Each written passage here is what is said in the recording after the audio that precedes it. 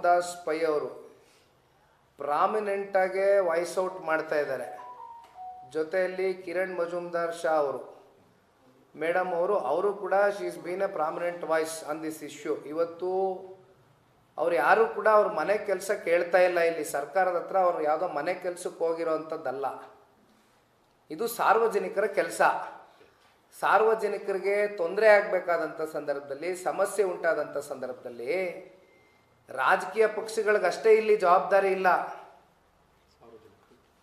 ಎಲ್ರಿಗೂ ಕೂಡ ಜವಾಬ್ದಾರಿ ಇದೆ. ಜವಾಬ್ದಾರಿಯನ್ನು ಮೆರೆದಿದ್ದಾರೆ. See today as far as my knowledge Mohandas Pai ಅವರು is worth around 54 billion company. ಅದು ಅವ್ರ ಕಂಪ್ನಿ ಅಷ್ಟು ದೊಡ್ಡ ಮಟ್ಟದಲ್ಲಿ ಬೆಳೆದಿದೆ.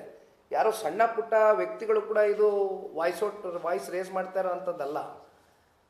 ಅವ್ರನ್ನ ನೀವು ಯಾವ ರೀತಿ ಅವರು, ಯಾಕೆಂದರೆ ಉಪಮುಖ್ಯಮಂತ್ರಿಗಳು ಅದೇನೋ ಒಂದ್ಸಲಿ ಟೈಮ್ ಕೊಟ್ಟಿದ್ದನ್ನು ನಾನು ನೋಡಿದೆ. ಅವ್ರನ್ನ ಹೋಗಿ ಭೇಟಿ ಮಾಡಿದ್ದಾರೆ. ಅದಾದಮೇಲೆ ಅದೇನೋ ಅವ್ರನ್ನ ಕೂರಿಸ್ಕೊಂಡು ಗಡುವು ಕೊಟ್ಟು ಮತ್ತಿನ್ನೊಂದು ಅಷ್ಟು ಆಫೀಸರ್ಸ್ಗೇನೋ ಲಿಂಕಪ್ ಮಾಡಿಕೊಟ್ರು ಅಂತ ಇವೆಲ್ಲ ವಿಷಯ ನಾನು ತಿಳ್ಕೊಂಡೆ.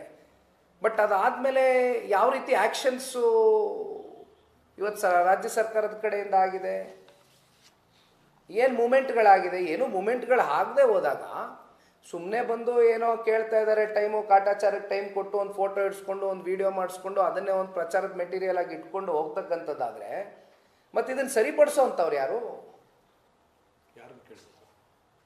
ಈಗ ನಮ್ಮೆಲ್ಲರದ್ದು ಜವಾಬ್ದಾರಿ ಇದೆ ಇದರಲ್ಲಿ. ಇದನ್ನು ನಾವು ರಾಜಕಾರಣ ಬೆರೆಸ್ತಕ್ಕಂಥದ್ದಕ್ಕೆ ಬೇರೆ ಬೇರೆ ವಿಷಯಗಳಿದೆ, ರಾಜಕಾರಣ ಮಾಡೋಣ.